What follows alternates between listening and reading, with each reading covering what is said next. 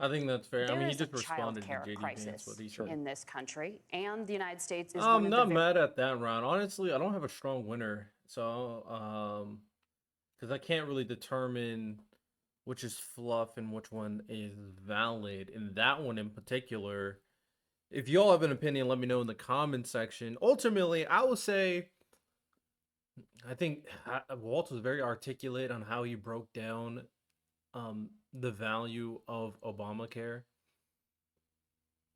I'm gonna give that a wash. I don't have a strong winner. That's a wash. very few developed countries in the world without a national paid leave program for new parents. Governor Walz, you've said that if Democrats win both the White House and Congress, this is a day one priority for you. Parental How leave. long should employers be required to pay workers while they are home taking care of their newborns? You have 2 minutes. Yeah, well, that's negotiable, and that's what Congress works. But here's what the deal is. Americans sitting out there right now, you may work for a big company. Look, we're home in Minnesota to some of the largest Fortune 500 companies. Kamala Harris knows that in California.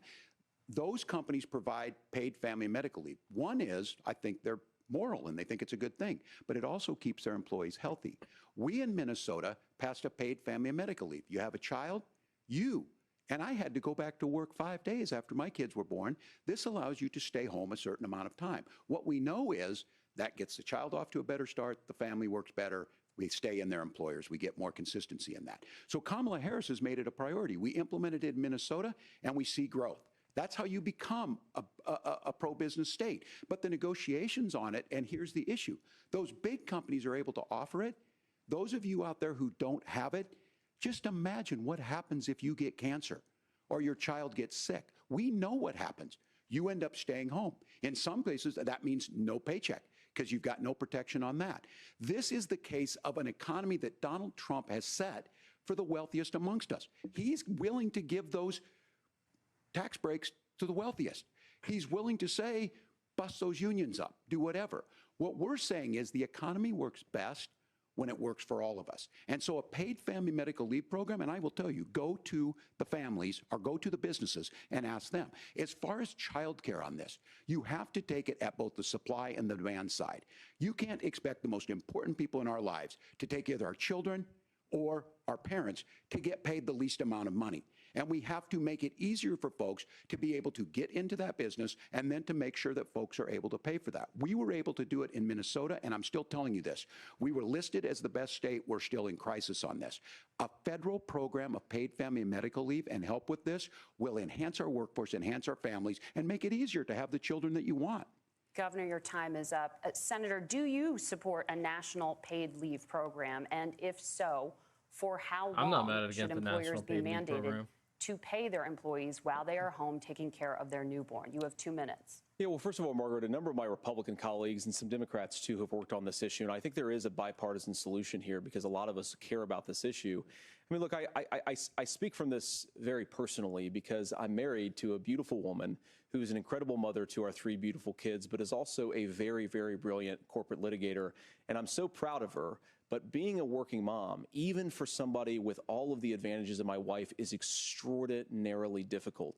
And it's not just difficult from a policy perspective. She actually had access to paid family leave because she worked for a bigger company. But the cultural pressure on young families and especially young women, I think makes it really hard for people to choose the family model they want. A lot of young women would like to go back to work immediately. Some would like to spend a little time home with the kids. Some would like to spend longer at home with the kids. We should have a family care model that makes choice possible. And I think this is a very important substantive difference between Donald Trump and Kamala Harris's approach. I mean, look, if you look at the federal programs that we have that support paid family leave right now, the Community Development Block Grant, and there's another block grant program that spends a lot of money from the federal government. These programs only go to one kind of childcare model. Let's say you'd like your church maybe to help you out with childcare. Maybe you live in a rural area or an urban area and you'd like to get together with families in your neighborhood to provide childcare in the way that makes the most sense. You don't get access What? to any of these federal monies. We want I don't know exactly what that means. Can someone in the comment section explain that to me? What federal program involves the church or your rural community? I don't know what this means exactly. I'm not gonna lie. Want to promote choice in how we deliver family care and how we promote childcare, because look, it is unacceptable. And, of course, Tim and I have been on the What is campaign trail a unacceptable? lot the past 7 or 8 weeks. And one of the biggest complaints I hear from young families is people who feel like they don't have options, like they're choosing between going to work or taking care for their kids. That is an incredible burden to put on American families. We're the only country that does it. I think we could do a heck of a lot better. Senator, thank you. I think he really tried to find like a way to make Trump look good. I don't think he did a good job, but he did have a good answer. I just don't. He didn't really. Good answer is a stretch.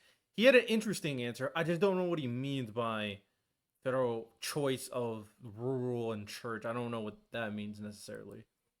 You have also said, Senator Vance, many things about the American family. The Federal Reserve says parents will spend nearly as much on child care as they do on housing each month. So I want to get your thoughts on this. President Trump recently said, as much as child care is talked about as being expensive, it's relatively speaking not very expensive compared to the kinds of numbers we'll be taking in.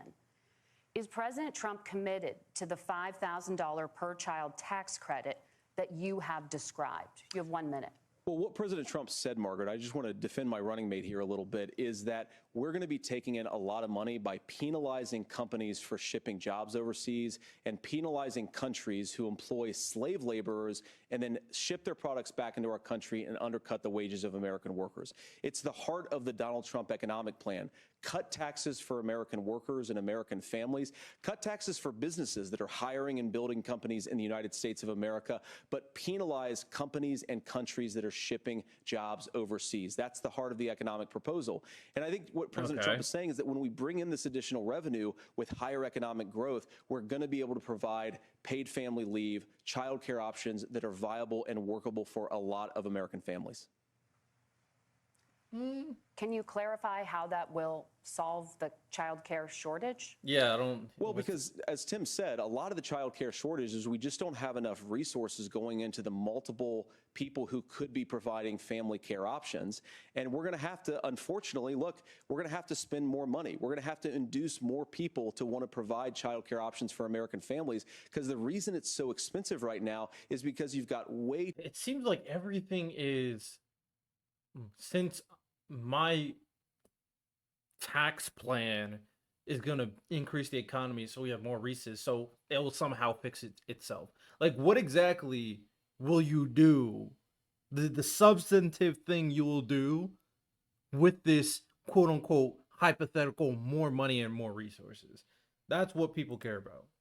Too few people providing this very essential service. Thank you, Senator. Governor Walz, your ticket also has some child care tax credit proposals. Do you think Congress will agree to the $6,000 credit for newborns and $3,000 credit for children over the age of 6, as your campaign has promised? Is that realistic? Well, if these members of Congress are listening to anybody, I can tell you, and this is the biggest issue. Everybody listening tonight knows. I mean, I'm sure they were shocked to hear it's not that expensive. And let's be clear, whether it's $5,000 or $6,000, that pays you about 3 or 4 months. Let's be clear of where we're at on this. It's because we got out of an imbalance on this. We thought we were going to get by not paying people. I don't think Senator Vance and I are that far apart. I'm not opposed to what he's talking about on options. We've done scholarships types of things. I think we need to be open to making the case.